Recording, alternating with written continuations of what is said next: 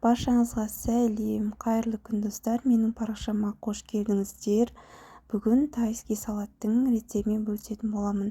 Бұл салат өздеріңіз білесіздер, тойдан, жиындардан, кафелерде өте сұранысқа ие, тойдың сәнін келтіретін салаттың түрі. Құрамы өте қарапайым, көріп тұрғандарыңыздай.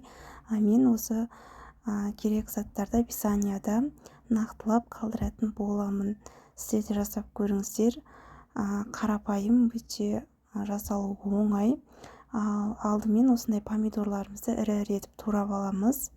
Және де огурцитті осы ерекше жаңағы пішінде турап алатын боламыз. Осындай үшкір қиғаштау етіп тураймыз. Содан соң мен китайский болгарскийді алдым. Қызыл, жасыл, сары түстері бар. Сары түстерін алыңыздар. Өте керемет рең береді.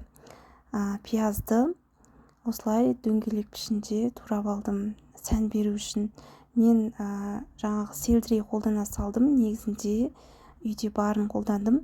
Кинзаны қолдансаңыздар, тайскийдің құрамына негізі кинза кетеді.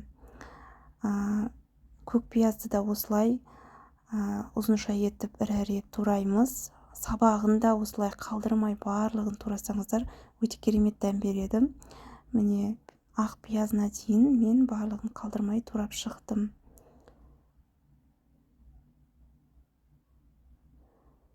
Міндетті түрде чеснок қосуды ұмытпаңыздар. Чеснок әдемі дәм береді. Осылай ірі етіп турап қосамыз.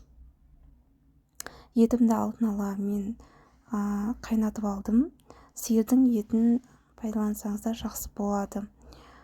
Міне жаңағы пиязымызды осылай домалақ пішінге келтіріп аламыз. Өте әдемі сән береді.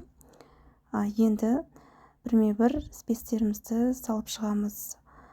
Қара бұрыш, тұз, қызыл бұрыш, кинзаның құрғағы, сұйық май, уксус кішкене аздап. Содан соң китайский солімізді саламыз. Осындай түрін қолдандым. Және де ең басты біздің спеціміздің бірі осы соевый соус күшті дәм береді. Мен 5 ас қасық қостым. Және де әдемілеп, жақсылап араластыратын боламыз. Өте аппетитный салаттың түрі. Жасап көріңіздер, өте оңай. Үйлеріңізге осындай жиын отырыстарыңызға жасап жақындарыңызды қуантыңыздар. Міне менің тайский салатым дайын болды. Сіздер де жасап көріңіздер. Менің каналыма тіркелмеген болсаңыздар, тіркеліп, лайк, комментарий білдіріп қойыңыздар. Бұл мен үшін өте маңызды.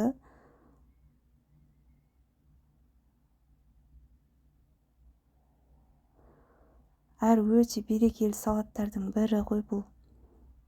Осылай сән үшін күнжіт сеуіп қоямыз.